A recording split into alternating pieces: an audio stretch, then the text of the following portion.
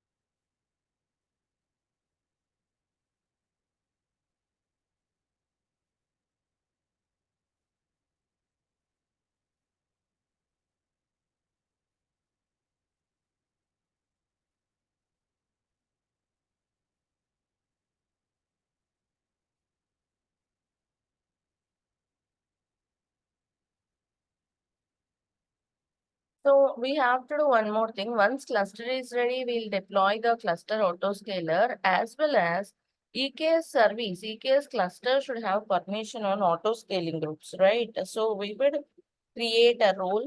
A role is nothing but if you have to delegate permissions from one service to another, we have here a role. So go to roles. Here we'll search for EKS role for the particular node group. This is the one. We'll add some policy over there. Let it finish, let it come up, and we'll do that. This is the EKS node group. There should be something else called instance role. Node instance role. Let us search with EKS. Node instance role. Let's wait. Once the cluster is ready, we should be seeing it. So we'll add for it.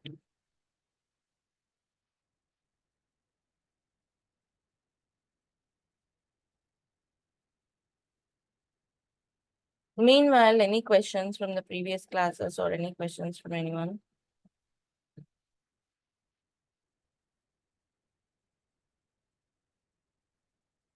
Um, Yesterday, pretty one small doubt. Yesterday, we have created the Docker key, right? Hmm. On place. Actually, that is for what? Actually, that part I'm not getting. To pull The image dark in private registry. private registry that we are creating in Jenkins server or EKS site. EKS cluster. On the We are EKS doing, cluster, we have. we do Oh, Docker login on Jenkins server or any server, you can do Docker login. It will yeah, that is. create JSON file. Using that JSON file, you'll create a secret on EKS cluster. Okay, on instead of EKS cluster. Yeah. Okay.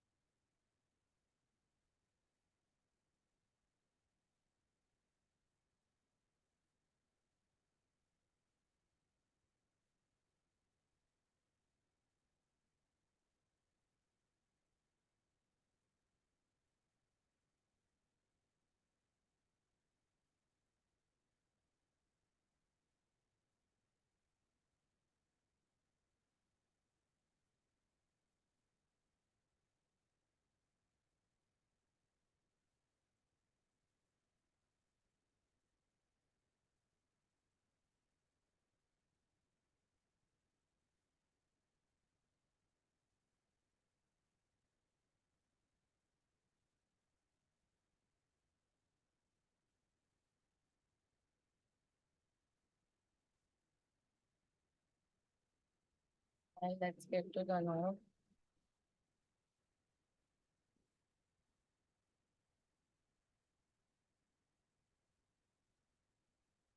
Yes.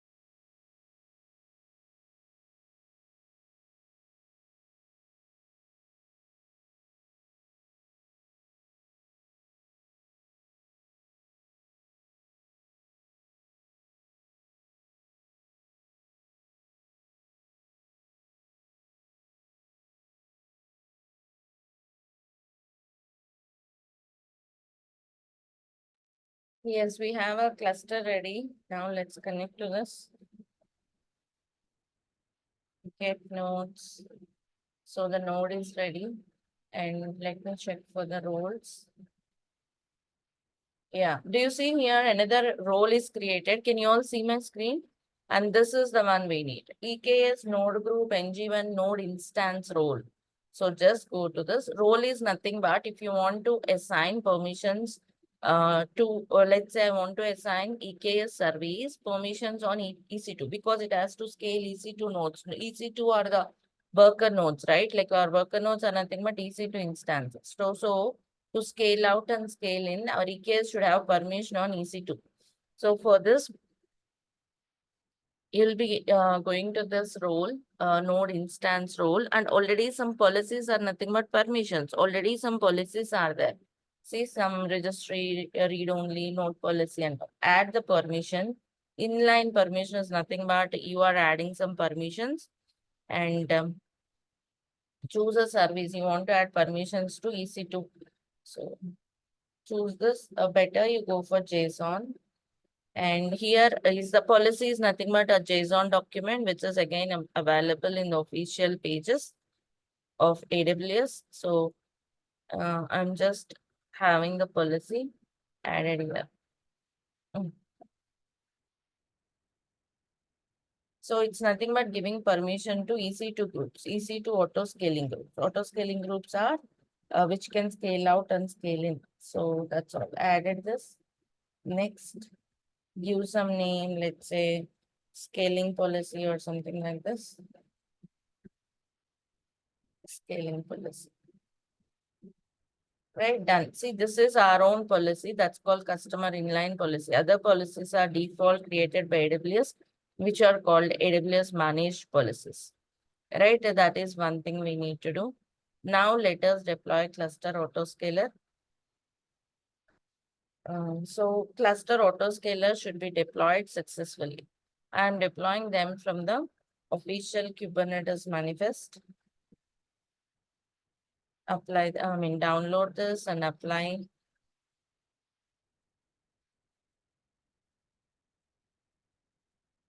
And then there are some annotations which we need to modify. Also, edit few parameters like naming the cluster and so on.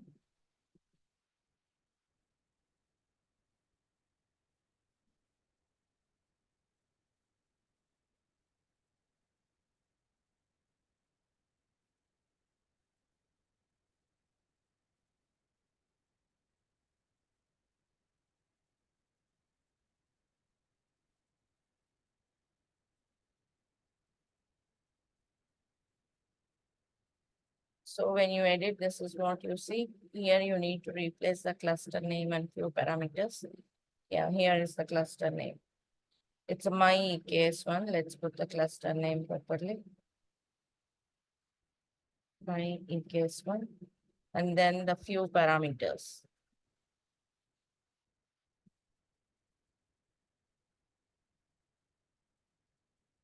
That's all we have.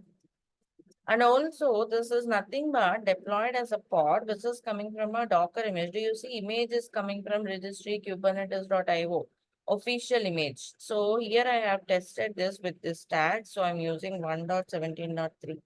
I have used this before and tested this. So I'm using the same image.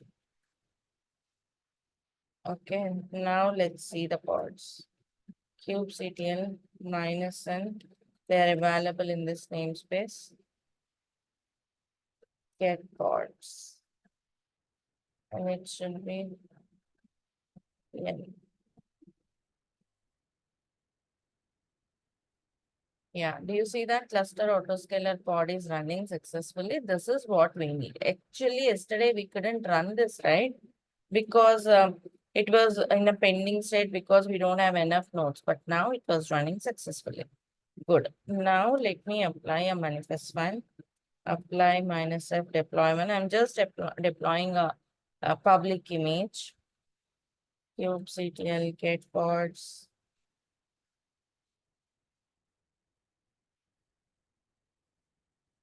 Get service.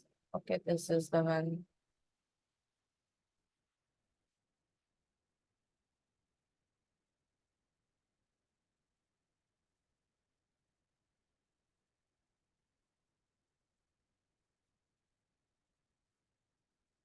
It may take some time. It should come up if your pod is running. Deploy V1 image is what we have deployed. Pod is running. This one.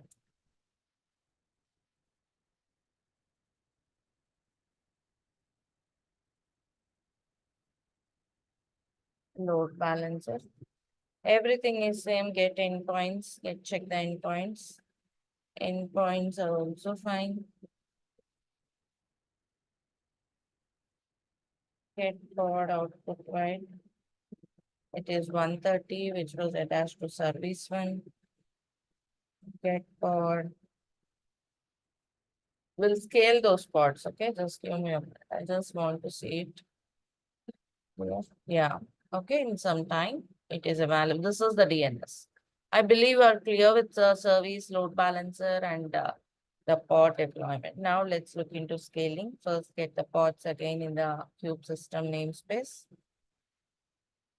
Cube system. Yeah. See, they were all running. Now let us scale it. You can go to the, how do you scale it? How do you scale the pods? Now, manually means we can change the replicas. Yeah, you can change this number, right? That's how you can do, or else we can use some imperative commands. Okay, for now I'm using imperative commands. It's crash loop backup, that's okay. kubectl, scale, deployment. The deployment name is, I think it is deploy one. Replicas equal to 10. Sorry, replicas.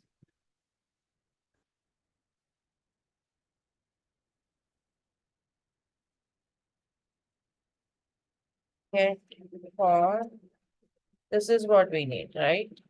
So 10 pods are also, they are all accommodated here. So we need to scale further. Correct? 10 pods are sufficient on the given available worker node. If not, if it is not, it should create a new node. But everything are on the given node. Let me just scale up to 20.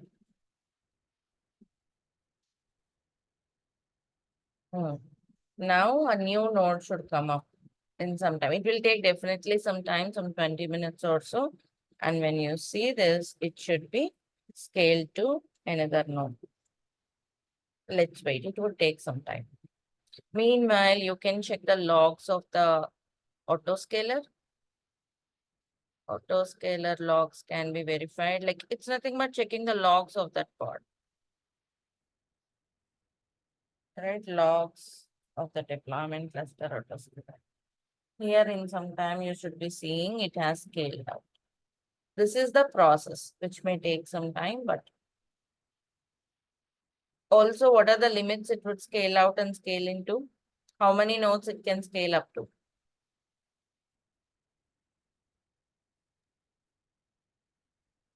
Four. 4. It depends on minimum and maximum we have set. Whenever we created our cluster, we have set minimum as 1 and maximum or 4. So it can scale up to 4 nodes. This is the process. Any questions from anyone?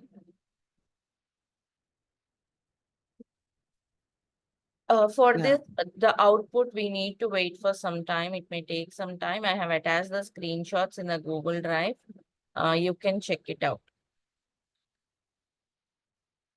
I don't want to wait for so long on this cluster, but you can watch it out. Yeah, this is the doc. kubectl get nodes should return master control plane also, right? But I can see only one node is written. Are you available in the previous classes, Srinivasan? Yeah, but not at the initial. Yeah. But not? For some time I didn't join. Like when we created our cluster, I already explained, you will not see control plane here. Whatever you are seeing are the worker nodes. If you missed any class, please watch it. Recheck once the videos. And I'm just showing here. Yeah, this is the documentation you have. And do you see the screenshot? With these configurations, you can see 3 worker nodes, right? They were scaled up actually. And this is how you will have the pods available. It takes some time. Here are all the steps.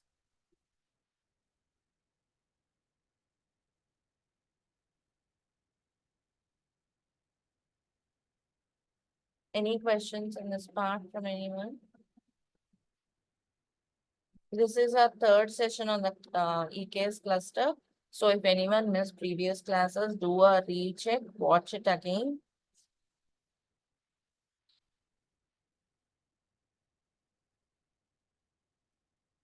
Yeah, Preeti, in general, we are covering everywhere that one pod with one container. One? But you said one pod, one Mm. container. Mm. But you said that it is possible with one pod, multiple containers also, right? Yeah. Yeah. But how to change that config if I need to have one pod with 2 containers?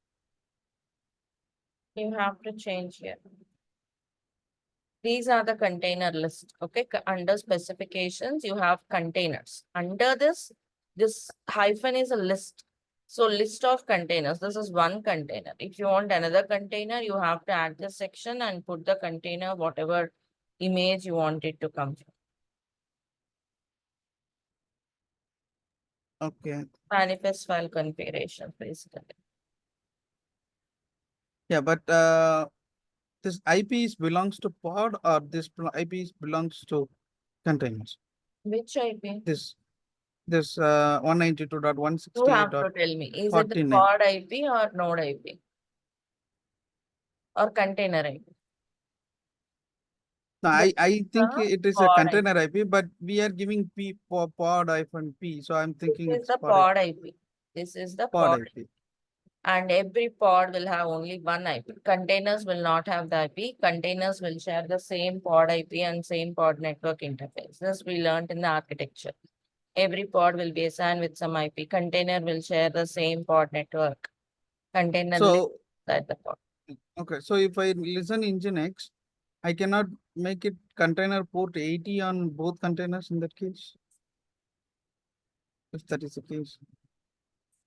Container and Nginx listens on port 80. So this is the pod. So Now, if I want to listen another Nginx container on the same pod, the container port should be both of them 80 or you will never scale the pods inside the container. Sorry, you will never scale the containers inside the pod. You scale the pods. You run another container inside the pod means it is not a replica. Another container you will run, not another Nginx, something else. For scaling, you scale the pods. Running another container inside the pod is not for the purpose of scaling. For another configuration sharing, you will be running another container with a different configurations, not the same. Okay, so in real life or practical also, wherever the use case of pod is having multiple containers, uh, the the different containers will have different functionalities to communicate with each other. Okay, the same function of the containers will have in a different pods. Okay. Yeah. So this is one thing, and then we have deploying Argo CD. I'm just scaling it down. I'll go with Argo CD now. You can wait for your cluster to see the pods running if you are interested, or you can check out the screenshots like how they would scale. For now, I'm just scaling back.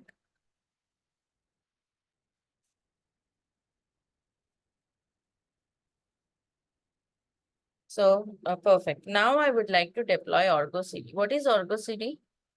Argo CD is a DEVOPS tool. Here we were deploying through Prometheus, we are deploying through Jenkins, right?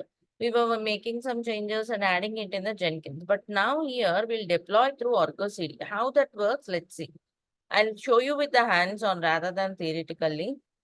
I'm creating a new namespace called Argo City. In this namespace, I'll apply the Kubernetes manifest file. Okay.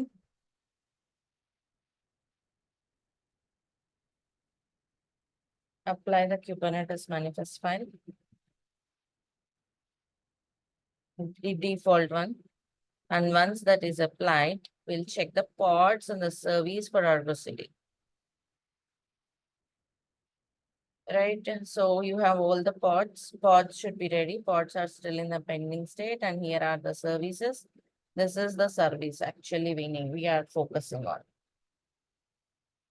Let all the pods get ready. Meanwhile, we can do one more thing. So this is the servers we need, but this is cluster IP. Can we exit from the browser? What should we do if we want to exit from the browser?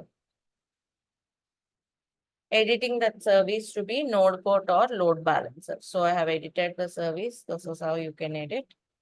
And see, got edited. We got the DNS and almost all the containers are ready. Now hit this. But this is on HTTPS. You can see here it's on 443. So let us get this URL. Hit this on 443. I mean, hit this on HTTPS.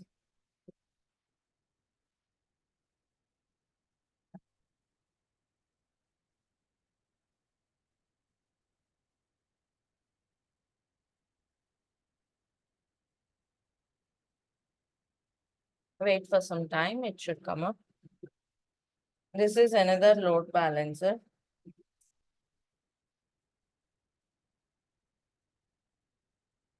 All the pods are running in few minutes. So this should be up. Yeah. See, go for advanced, proceed. This is your Argo City. And the login would be by default admin. And the password. Password would be, password you have to fetch. Actually, whenever you deploy this Argo City, a secret is created which will bear the password. So you can get this way. Any admin initial password. So this is the password. You can decrypt it. How to decrypt? Oh, this one. Base 64 T4. So this is the password. Now, we put this password here for sign up. Incorrect password. Okay, so this is your Argo City. So what it does, here, if you go to settings, you can connect to your cluster first. By default, it's connected to the default cluster. Then you have to connect it to the GitHub repository. GitHub repository. Let me take a new repository. Repo 1. Okay, already there, repo 2. Right. So here you may here you can place some files. Go to repo 2. And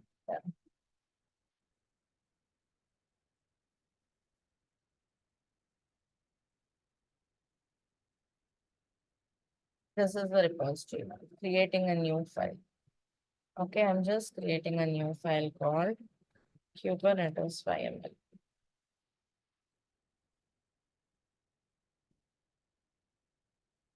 And here, let's place this manifest file. Cat deploy 1. Okay. Whatever we have, let us add it. Comment the changes. Right, so get this repository URL.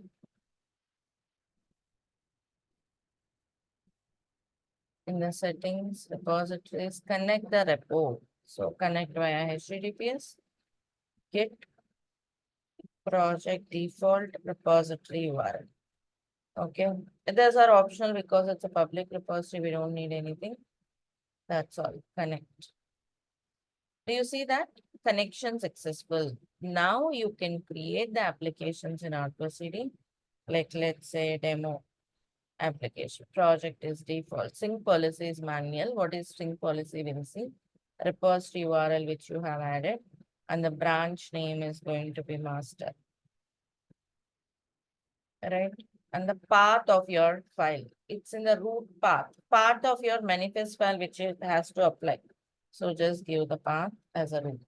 Cluster URL, namespace is, let's say, default namespace, it has to apply. That's it. Create the application. Unable to create, okay, manifest is not creating it. Okay, let me do just one thing. You could put the path, oh, it's a main branch. That's one more thing. Branch is main. Say it gives main, maybe now it should work. Still, okay, it's not identifying this. Let me give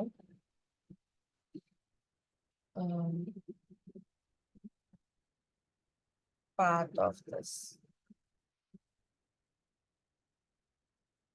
Let me have it in a folder called Kubernetes. Kubernetes.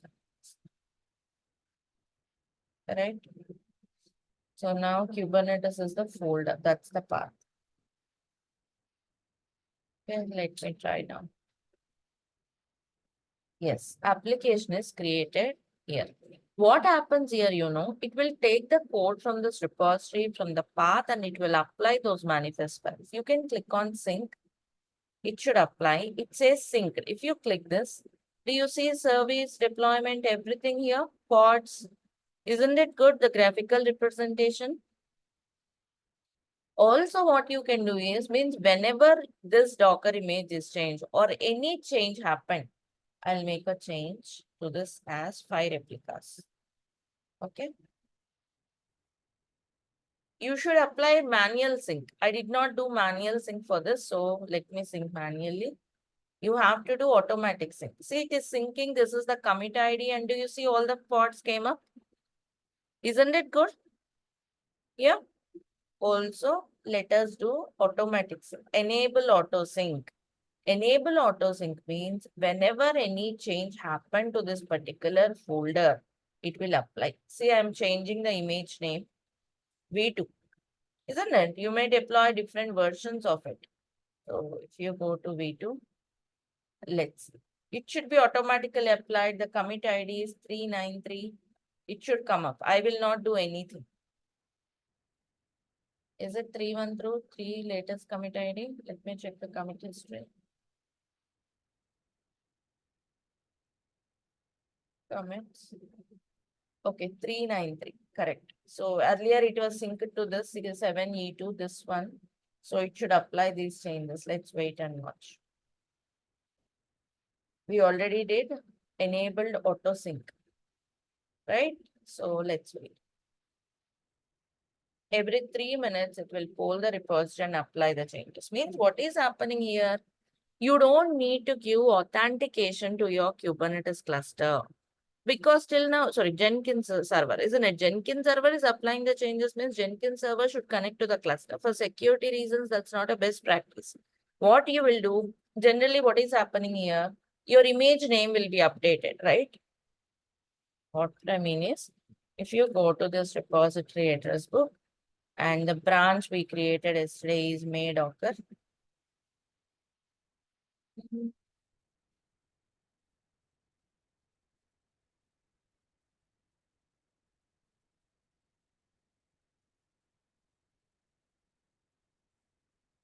This one. So here you have the manifest file and this is parameterized. So whenever this changed, automatically it should be applied. You don't need to do anything else. That is what is GitOps principle. Security. Also, you will have all the code, all the manifest file here. Whenever this image name or whatever change happened, it should be applied. That's the whole concept. Am I making sense and clear?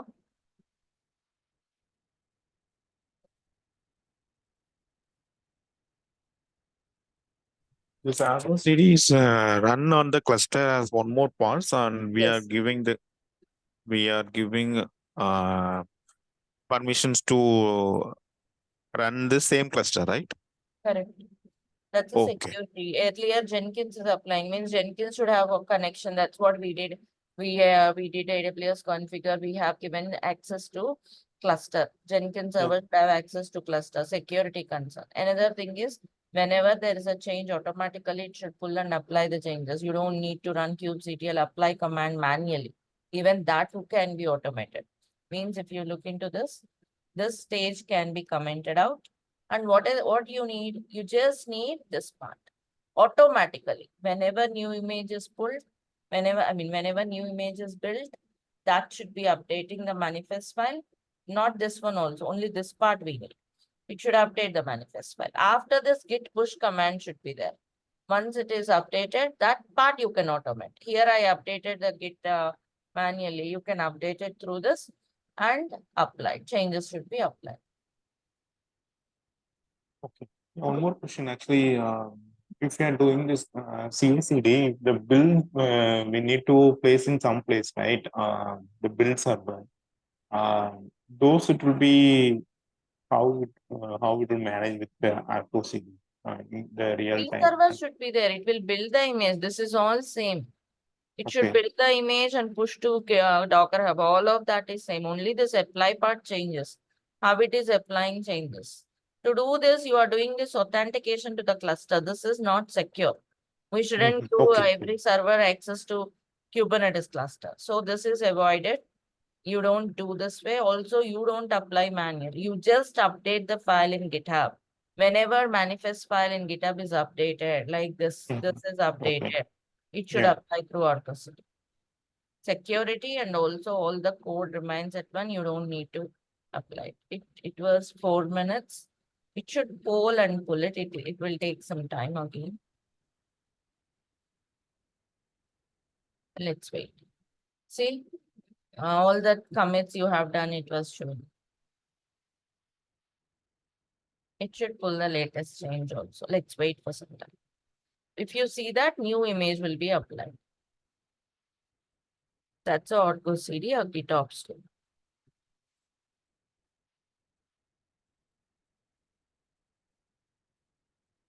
Now, here also do we have the file name restrictions, like it should be k8s.yml or it can be a different name as well? File name, path can be anything. File name also can be anything. Yeah. Where then in the configurations, we need to pass the file name also, right?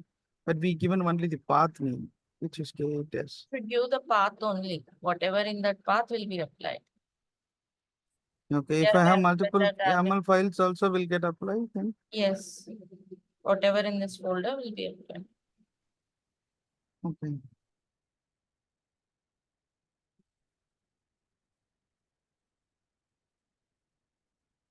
But Preeti, still I have little bit confusion. See, the YAML file will never get updated on the GitHub with the image Why it number will or not get updated? See, don't generalize the statements. Why YAML file will not be get updated? I'll come to it 1 second. See, it's getting updated. Took the latest commit. Do you see?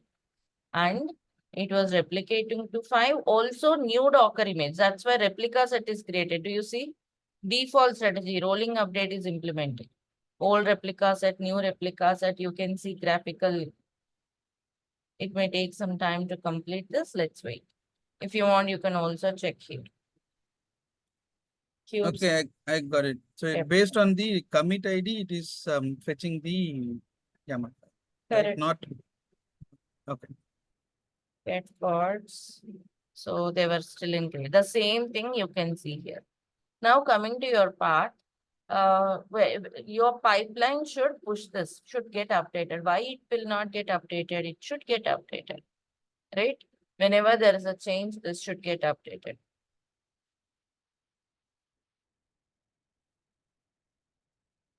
You can have something like this. There is a branch called Argo CD. If you want, you can do this. See, this is my Jenkins file if I have Argo CD. Okay, no Kubernetes. Do you see I commented it out? And now what happens? env subs update this and place it here. We are not doing kubectl apply. So we are committing it. Git add this file, git commit, git push. So the file, I'm placing another file here. Actually, this is the file with a variable. The actual file I'm placing there. It will be updated after each push. And this will be taken care by Argo CD. Making sense? I created two files. A variable file and the file empty file. This empty file will be updated through this line and push to GitHub. Once commit happens on see git commit, git push, everything on this, see update the Kubernetes with Argo CD. Once it is updated, your Argo CD will apply. It is still progressing. Let's wait. Got it now? Yeah. Here I have Yeah, got- committed manually, but your pipeline can also do that commit. One more Yeah. is pending. That Maybe triggers again another question, right? So is it this is still coming. looking for only the KTS manifest update, or will it look only for the GitHub commit? See, please don't get confused. I already shown you path, this folder. It will take whatever manifest files in this folder. Why are you getting confused? Manifest files in this folder. I have given. No, I got that, Preeti. It will take the manifest file from this path, but you said that it will poll it for every 3 minutes, right? Will it poll it for every 3 minutes based on the commit ID or based on the YML update?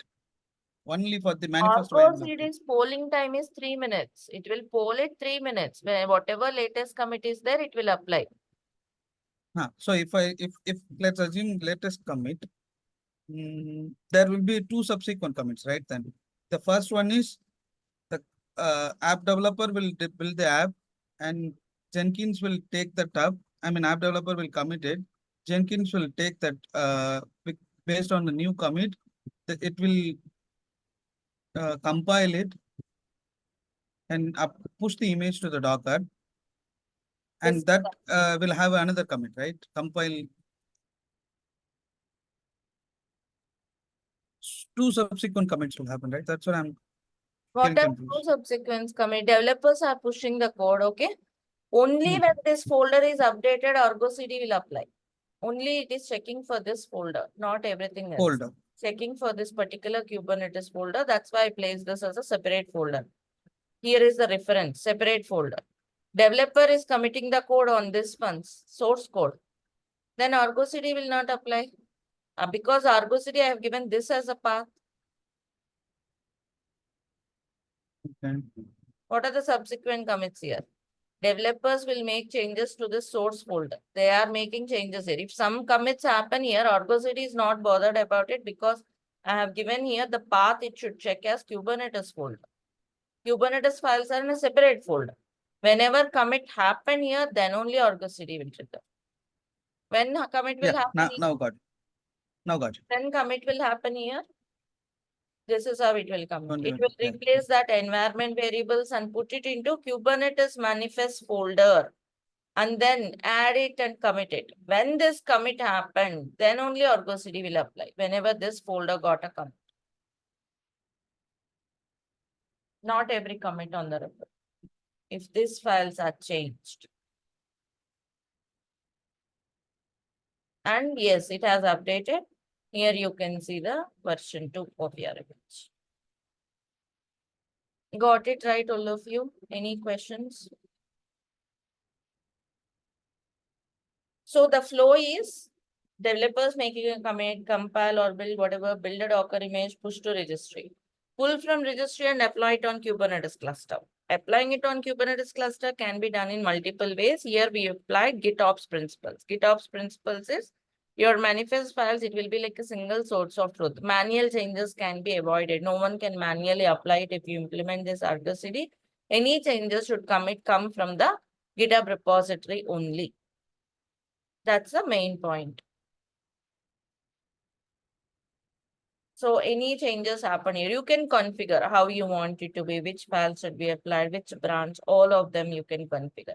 Not only that, from Argo CD, you can see all the manifest files as well, what were applied.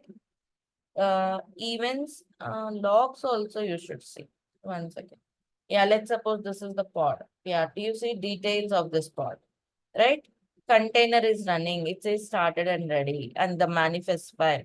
And the events, like here also you can check the events, what happened, right? You will see this initially. And the logs of that pod. Actually, my pod is not having any logs, otherwise you would see all the logs here. You can open it in a new window, you can download the logs, you can copy the logs, you can change the mode, you can do lot many things. See every pod detail you can see. Successful means it will be shown as green color. If you want, you may delete the pod. Let's say delete it. Right? It should spin up again. All of them started 7. This will help developers also, everyone to have a better visualization. They can understand what's happening. You can see all the details of every object here. The same way, the logs, events, everything you can see. Even the service object. See the endpoint you can get from here. You don't need to go into the cluster also. If you provide this UI, right, this Argo CD interface to developers and testers, even they can check the health of the pods or health of like what is happening to the application. They don't need to log into the cluster to check that. I have grouped them.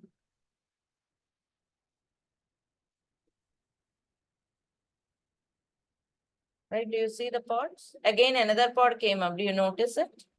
Even though it's deleted, another pod came up. Group it inside the replica set.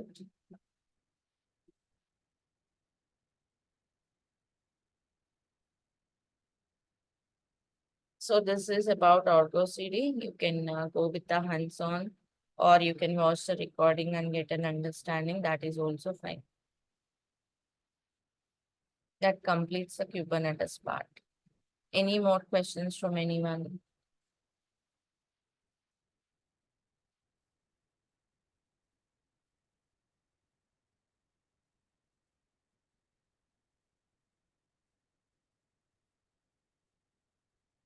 Yeah, few seconds back, another pod came up because I deleted that.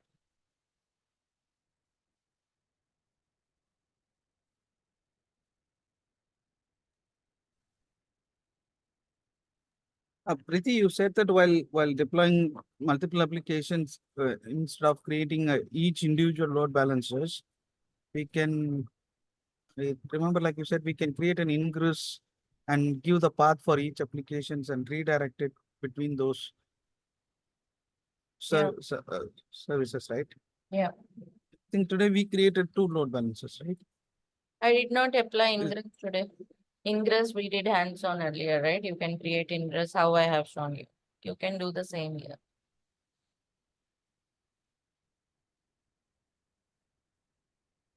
Put the ingress and route them. Okay. Also here in my case, 2 separate applications. So obviously I should be having a separate load balancer. But still, if you want to put it on ingress also, you can install ingress controller, use path-based routing by writing the ingress routes. We did that hands-on already. So you can implement the same thing.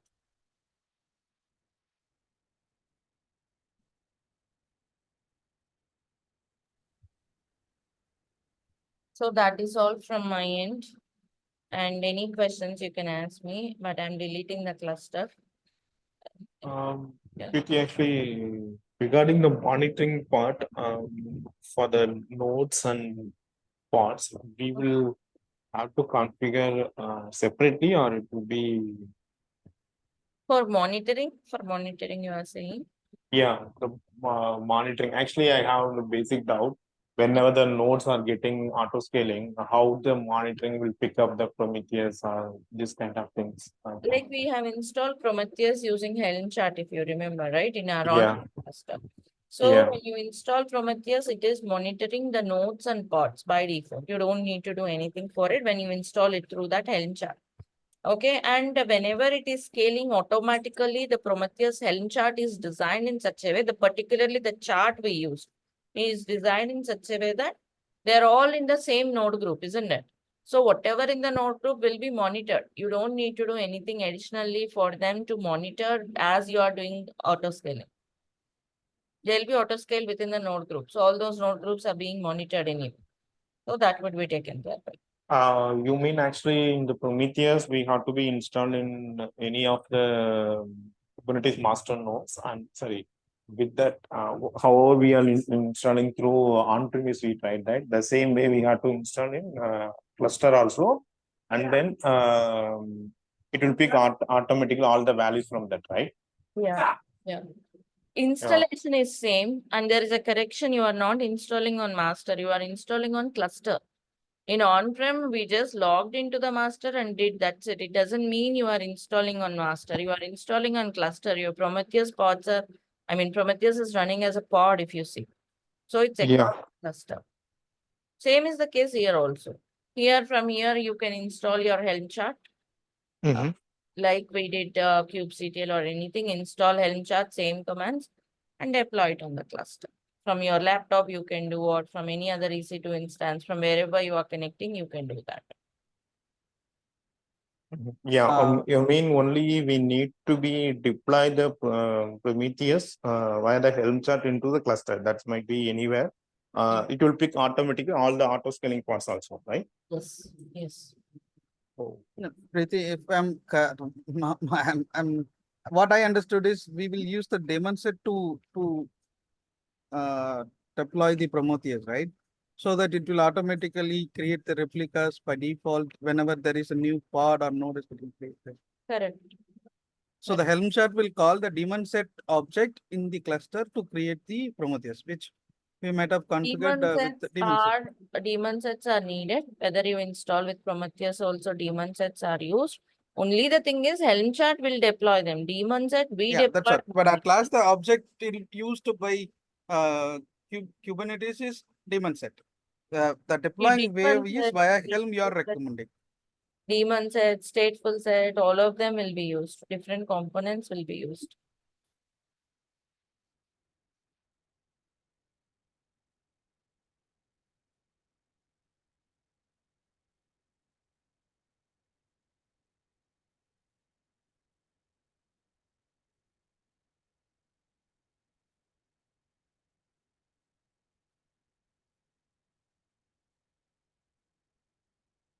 Daemon sets for our learning purpose, we deployed manually. When you use Helm chart, yes, Helm chart is deploying all the components, daemon sets, stateful sets. I have shown you, right, Prometheus configurations in the mini cube. As cluster didn't work on from cluster, I have shown you. Kubectl get pods minus n Prometheus. This is mini cube. Yes. Okay. Yeah.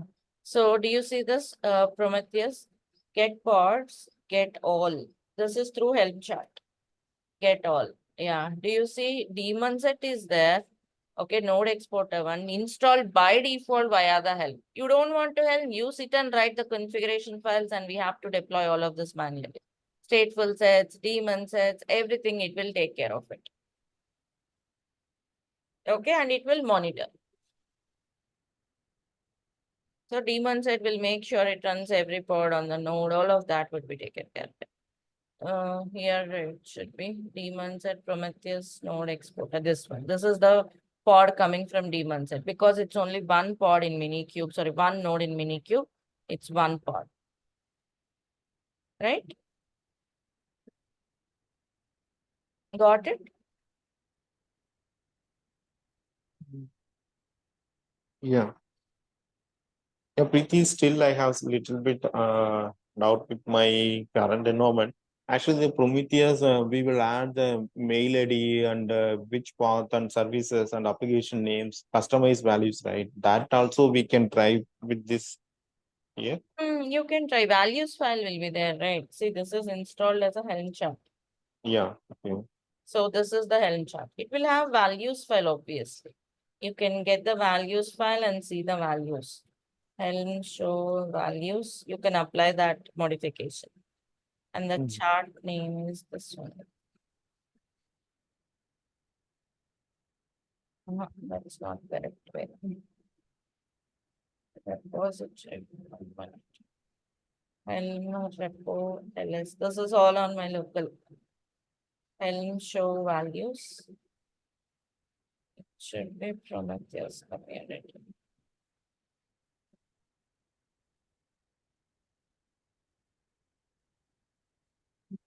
In the drive, we have those comments. Okay. See the values.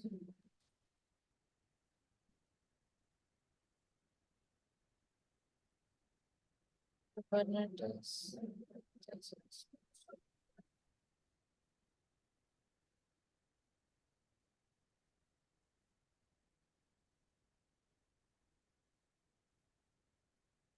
Hmm.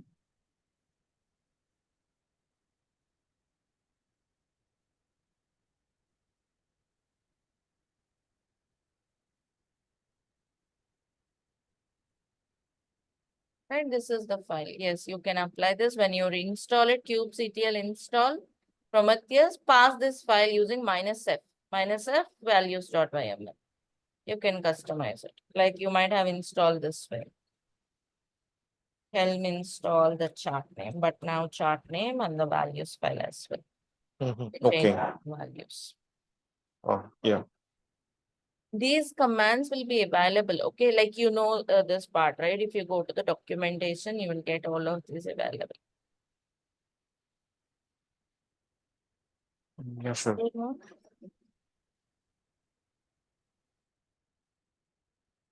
It's cleaning up. Let this complete. Any more questions from anyone? This is all I have, and tomorrow we'll not be having a session. Tuesday we'll have a session again. So tomorrow we'll be having an off. We'll be connecting back on Tuesday on the regular regular Zoom link, not this one, the regular link.